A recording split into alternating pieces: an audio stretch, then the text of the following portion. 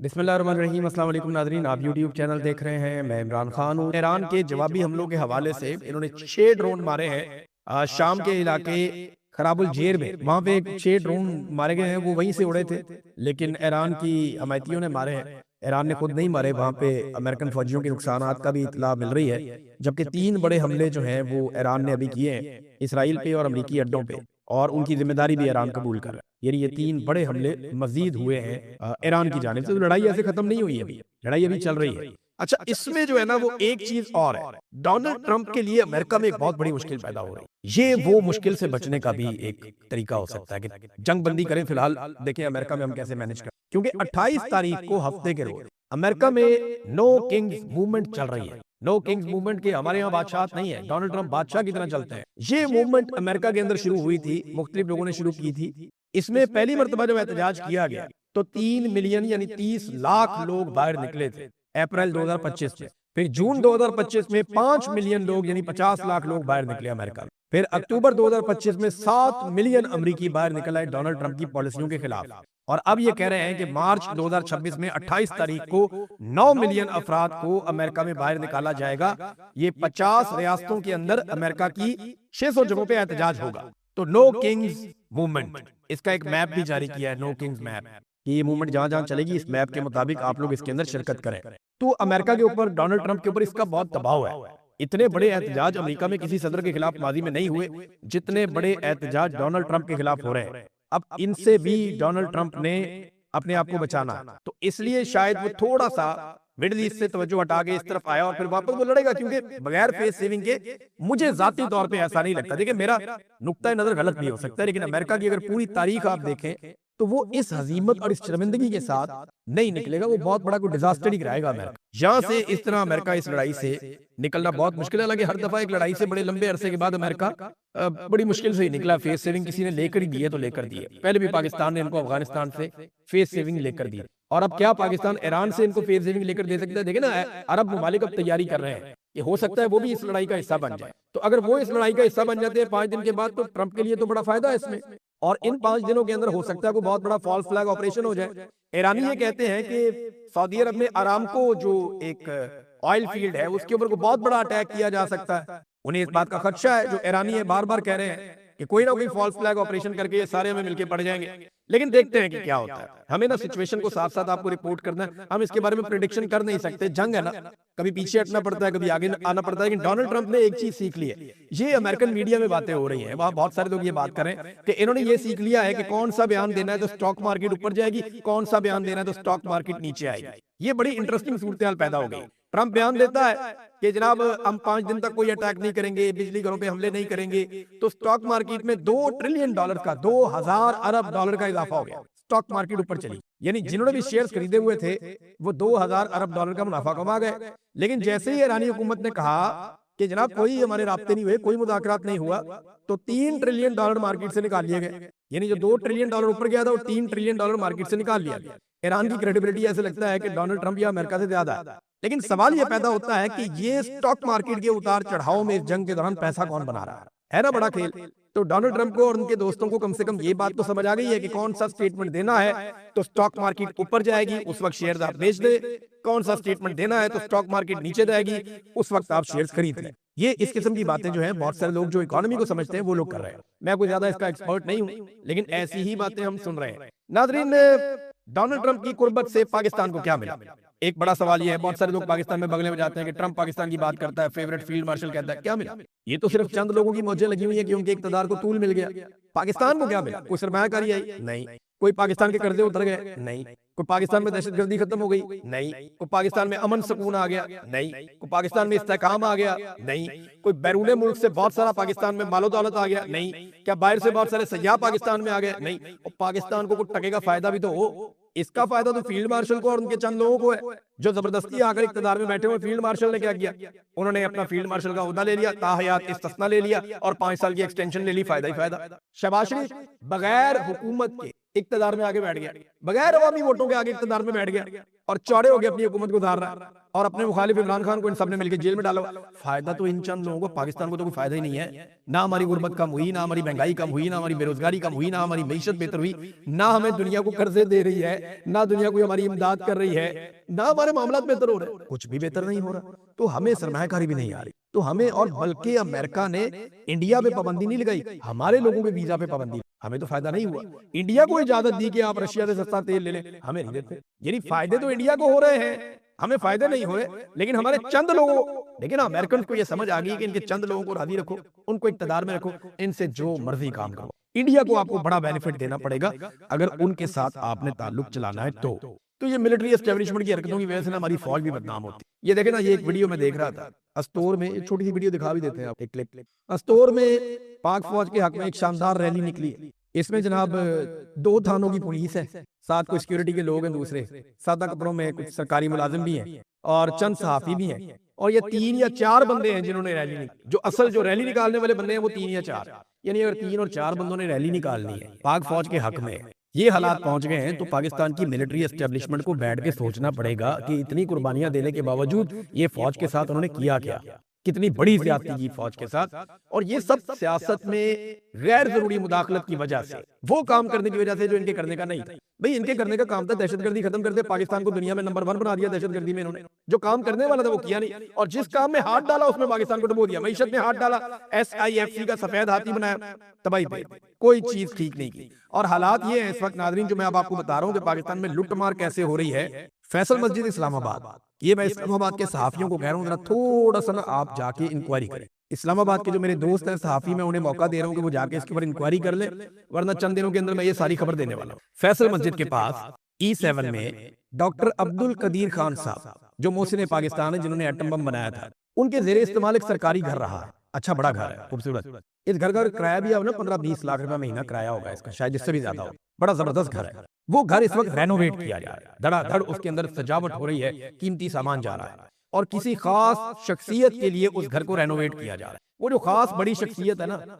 वो रोजाना की बुनियाद पे जाके वहां पे अक्सर वहां जाके विजिट करके देखती भी है कि मेरा घर कैसा बनाया जा रहा है। तो बहरहाल ये आप चेक कर लें, और एक और चीज भी देख लें कि F6 में आईनी अदालत के जजों को करोड़ों रुपए के प्लॉट बांटे जा रहे हैं। इनसे काम क्या लेना, आप सारे अच्छी तरह जानते हैं। इनसे यही काम लेना ना, नाइंसाफी करवानी है, जो इन्होंने की है पहले भी। अब तक के लिए इतने, अपना ख्याल रखिएगा, अपने चैनल का भी। अल्लाह हाफ़िज़।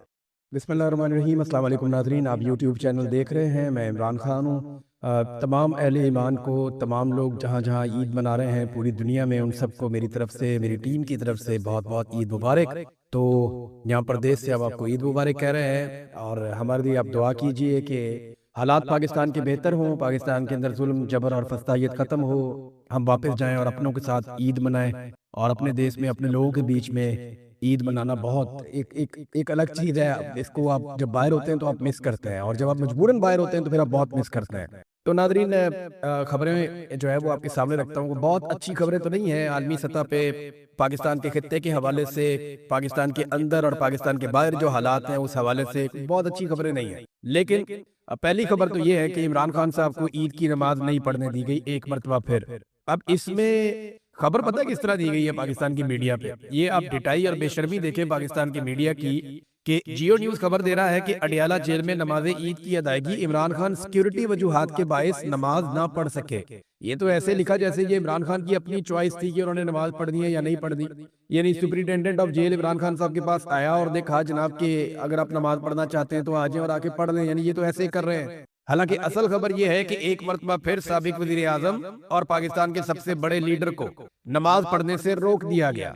पाकिस्तान तहरीक इंसाफ की जो दीगर क़यादत है, उन्होंने बाकायदा खतूत लिखे और गवर्नमेंट से यह मुतालबा किया कि उन्हें नमाज ईद की अदायगी की इजाजत दी जाए, मगर उनमें से किसी को भी ईद की नमाज नहीं पढ़ने दी गई। मस्जिद अक्सा में इसराइलियों ने नमाज पढ़ने से रोक दिया, और कश्मीर के कुछ एरियाज में भारतीयों ने नमाज पढ़ने से रोक दिया, और पाकिस्तान की जेलों में पाकिस्तान की मिलिट्री एस्टेब्लिशमेंट ने नमाज पढ़ने से रोक दिया।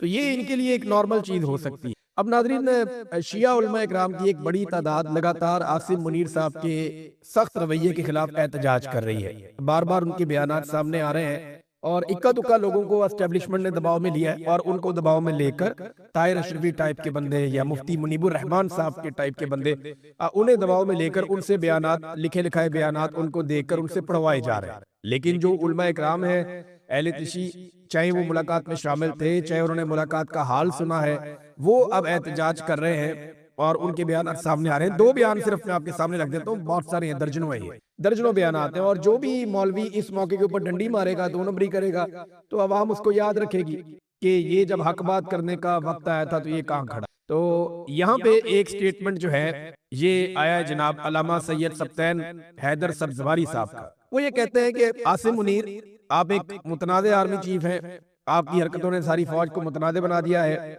आप कौन होते हैं हमें ईरान भेजने वाले? हम इस मुल्क के खालिक हैं, इस मुल्क में शिया सुन्नी सब मिलकर रहते हैं, शिया सुन्नी सब ने मिलकर ही पाकिस्तान बनाया था। ये एक और स्टेटमेंट है, ये अल्लामा शेख जवाद, इन्होंने ईद के खुतबे में जवाब दिया। इन्होंने कहा जी आपने रिटायर होकर चले जाना है, हमने रहना है, सिक्योरिटी इदारों और अवाम के दरमियान खलीज पैदा ना की जाए। आपने अहले तिशी के दिलों को सदमा पहुंचाया है, उनसे माफी मांगो। ये सकरदू में इन्होंने ईद की नमाज में खिताब किया है। तो ये मैंने आपके सामने सिर्फ 2 उलमा इकराम रखे हैं, बहुत सारे और जय्यद उलमा इकराम जो अहले तिशी हैं। अच्छा, मैं हैरान हुआ हूं कि ऐसा कभी जबरदस्त मौक़िफ़ हमने किसी और फिरके के उलमा इकराम की जानिब से नहीं देखा था। जियो न्यूज खबर दे रहा है कि अडियाला जेल में नमाज ईद की अदायगी, इमरान खान सिक्योरिटी वजूहात के बायस नमाज ना पढ़ सके। ये तो ऐसे लिखा जैसे ये इमरान खान की अपनी चॉइस थी कि उन्होंने नमाज पढ़नी है या नहीं पढ़नी। यानी superintendent of jail Imran Khan साहब के पास आया और देखा जनाब के अगर आप नमाज पढ़ना चाहते हैं तो आ जाएं और आके पढ़ लें। यानी ये तो ऐसे ही कर रहे हैं। हालांकि असल खबर यह है कि एक मरतबा फिर साबिक वजीर आजम और पाकिस्तान के सबसे बड़े लीडर को नमाज पढ़ने से रोक दिया गया। पाकिस्तान तहरीक इंसाफ की जो दीगर क़यादत है, उन्होंने बाकायदा खतूत लिखे और गवर्नमेंट से यह मुतालबा किया कि उन्हें नमाज ईद की अदायगी की इजाजत दी जाए, मगर उनमें से किसी को भी ईद की नमाज नहीं पढ़ने दी गई। मस्जिद अक्सा में इसराइलियों ने नमाज पढ़ने से रोक दिया और कश्मीर के कुछ एरियाज में भारतीयों ने नमाज पढ़ने से रोक दिया और पाकिस्तान की जेलों में पाकिस्तान की मिलिट्री एस्टेब्लिशमेंट ने नमाज पढ़ने से रोक दिया। तो ये इनके लिए एक नॉर्मल चीज हो सकती है। अब नाज़रीन, शिया उलमा इकराम की एक बड़ी तादाद लगातार आसिम मुनीर साहब के सख्त रवैये के खिलाफ एहतजाज कर रही है। बार बार उनके बयानात सामने आ रहे हैं और इक्का दुक्का लोगों को एस्टेब्लिशमेंट ने दबाव में लिया है और उनको दबाव में लेकर ताहिर अशरफी टाइप के बंदे या मुफ्ती मुनीबुर रहमान साहब के टाइप के बंदे, उन्हें दबाव में लेकर उनसे बयानात, लिखे लिखाए बयानात उनको देखकर उनसे पढ़वाए जा रहे हैं। लेकिन जो उलमा इकराम है अहले तिशी, चाहे वो मुलाकात में शामिल थे, चाहे उन्होंने मुलाकात का हाल सुना है, वो अब एहतजाज कर रहे हैं और उनके बयान सामने आ रहे हैं। 2 बयान सिर्फ मैं आपके सामने रख देता हूँ, बहुत सारे हैं, दर्जनों है ये, दर्जनों बयान आते हैं। और जो भी मौलवी इस मौके के ऊपर डंडी मारेगा, 2 नंबरी करेगा, तो अवाम उसको याद रखेगी कि ये जब हक बात करने का वक्त आया था तो ये कहाँ खड़ा था। तो यहाँ पे एक स्टेटमेंट जो है ये आया है जनाब अल्लामा सैयद सब्तैन हैदर सब्जवारी साहब का। वो ये कहते हैं कि आसिम मुनीर, आप एक मुतनाज़े आर्मी चीफ हैं, आपकी हरकतों ने सारी फौज को मुतनाज़े बना दिया है। आप कौन होते हैं हमें ईरान भेजने वाले?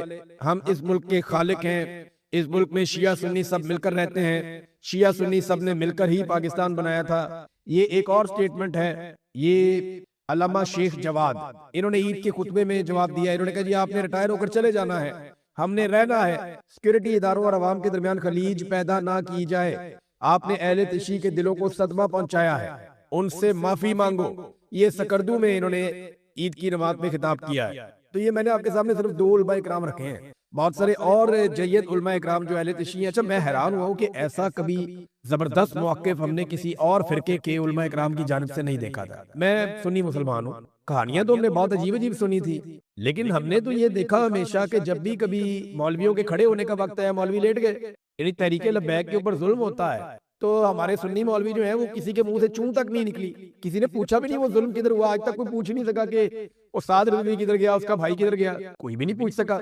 बल्कि मुफ्ती मुनीब जैसे बंदे, ताहिर अशरफी जैसे बंदे जो हैं वो उसके जवाब घड़ रहे थे और आज भी चुप करके बैठे हुए। मसाजिद को ताले लगा दिए गए, सख्त जुबान इस्तेमाल की, बार बार किया गया। लेकिन यहाँ पे हमने देखा कि दरबारी मौलवी बहुत बड़ी तादाद में, लेकिन जब हमने उधर देखा तो उधर एक सख्त लहजा और तौहीन अमेज़ गुफ्तगू आर्मी चीफ की जानिब से मुबैना तौर पे जब की गई तो शिया उलमा इकराम की अक्सरियत खड़ी हो गई। उन्होंने साबित किया कि 25-25 हज़ार के वजीफे जो है वो, यानी इधर तो 25-25 हज़ार के वजीफे भी लगे हुए हैं। तो ये अब सबको सोचना पड़ेगा, उलमा इकराम जो है उनके ऊपर दीन की बड़ी